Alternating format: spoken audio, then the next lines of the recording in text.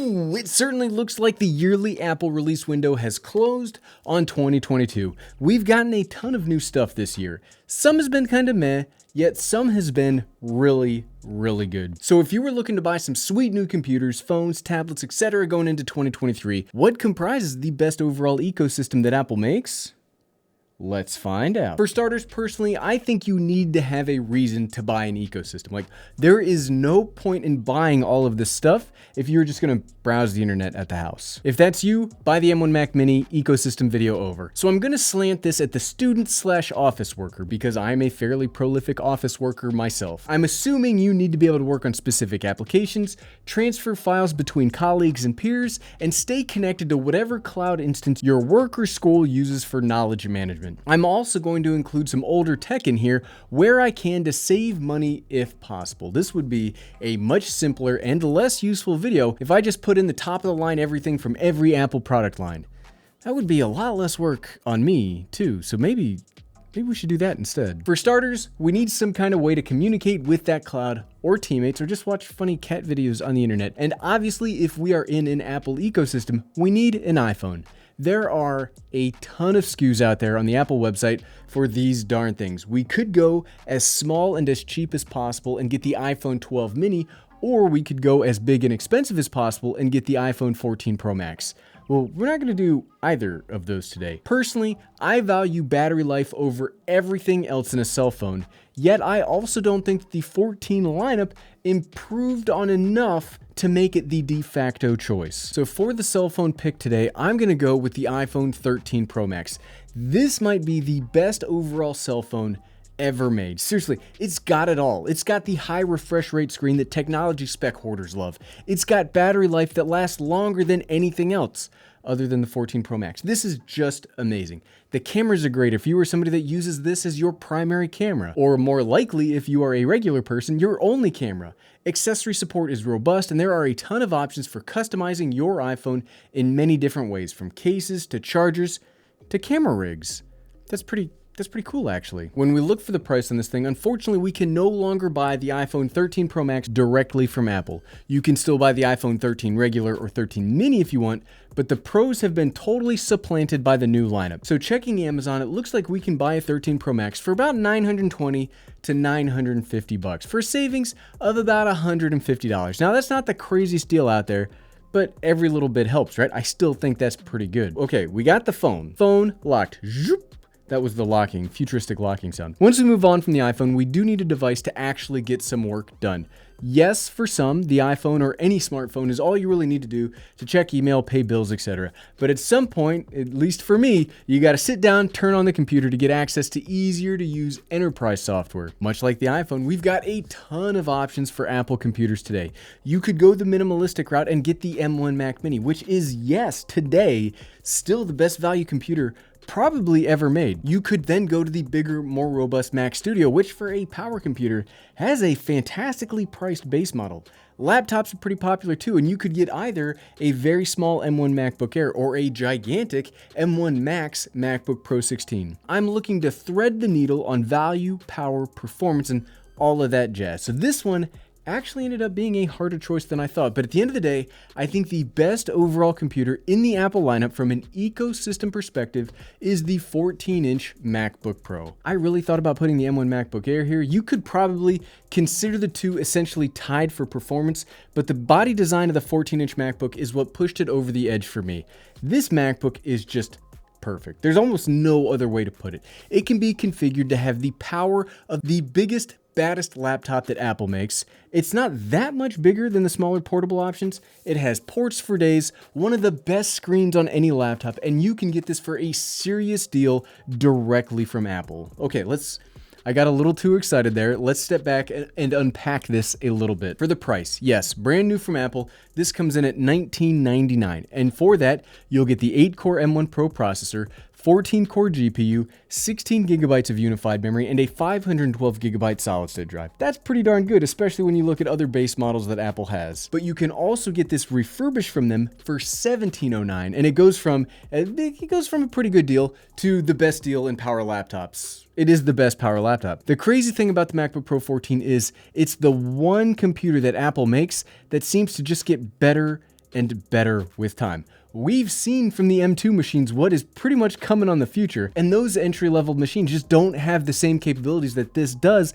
and when you spec them to compete here, this is still better for less or the same money. Physically, why this one over the MacBook Air is because the 14-inch model, and the same thing happens for the 16-inch if you want a bigger option, is it has all of the ports that I personally look for in a laptop. It's got full-size HDMI, it's got 4 separate Thunderbolt ports, MagSafe version 3, which I could take or leave, and even a full-size SD card slot. That's seriously incredible that you can get all of those ports on a MacBook. It wasn't that long ago that every single one of us that talk about Apple products, we gave up on ever getting anything other than USB-C on a MacBook, and now this exists. And it's awesome. I could, and have in the past, gone on much longer about the MacBook Pro 14, and if you want, you can see my videos doing just that if you like. But let's move on to the next part of the ecosystem. And I have said this in previous ecosystem videos, but I think you could easily stop right there. You've got your phone, and you've got your computer. That's all a company's gonna give you if you work for them, and 99% of things are done with these two devices. But as I've also said in previous videos, I do think there are a few other things that, while not capitalized required, do make life just a little bit better overall when you look at it from an overall ecosystem perspective. And the biggest addition I would have to make to this sort of bare bones kit are the AirPods Pro II. Holy crap, I love these headphones. These might be the best thing that Apple's released in all of 2022. They are that good. Yes, they are fairly pricey, coming in at $249, but team, I gotta tell you, I think these are worth every penny. I've used mine in a ton of meetings so far. I've also used these as my gaming headphones when I'm raiding in WoW Classic, and yes, I play Wrath of the Lich King way too much. I've used them on probably 100 miles of running so far, and on 4 separate flights. These are the best headphones I've ever owned. I know that AirPods are hit and miss when it comes to fit for some folks, but these fit my ears great, they sound great, and what's best of all, what really just makes these for me, and so much better than the AirPods Generation 1, is the noise cancellation is now good enough for a commercial plane ride. So I no longer need to bring my AirPods and my over-the-ear set of Sony headphones when I travel. I used to have to bring 2 sets of headphones because the AirPods just weren't enough. This is enough, and it's so good. And I don't have the technical chops to explain why these are so good, but whoo boy, so good. Plus, I found that the battery life to be great, and these have some really nice quality of life improvements over previous AirPod iterations. Chief of them being, I like the little charging sound. See, that's a little speaker on your headphones. I like the little charging sound it makes when it's properly seated. It's silly, yes, but I like it. Moving on to another thing that I think is absolutely not needed, but it makes the overall ecosystem better, especially if you work with physical people more often than not.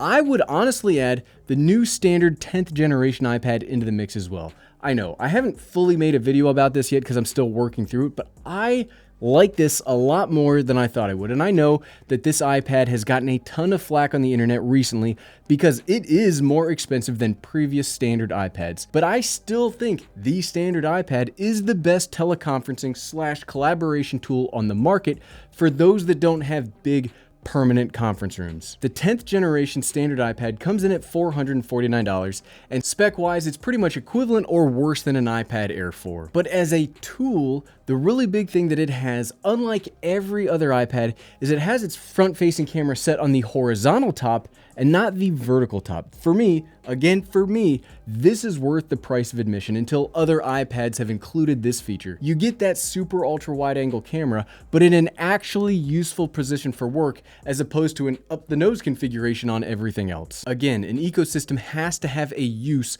and not just be a random assortment of options. And I do absolutely think that the 10th generation iPad is the best overall as a tool. In other tablet ways, it works fine, but it's uninspired. Seriously, why is this screen not fully laminated? Accessories right now might be harder to get for a short while as third parties spin up their knockoffs, but here soon there should be just as many options as for other regular iPads. And yes, the camera here is just hard to beat. I think the last thing I would add to an overall optional part of an Apple ecosystem is an Apple Watch. I mean, it is the last thing I would include on a system like this one because what we've designed here today, all of its functions are covered somewhere else. But being able to move some of those functions to your wrist, it's a really nice quality of life add-on to your workday. I personally use the Apple Watch Ultra because I bought one to make videos about, and it's my favorite Apple Watch ever.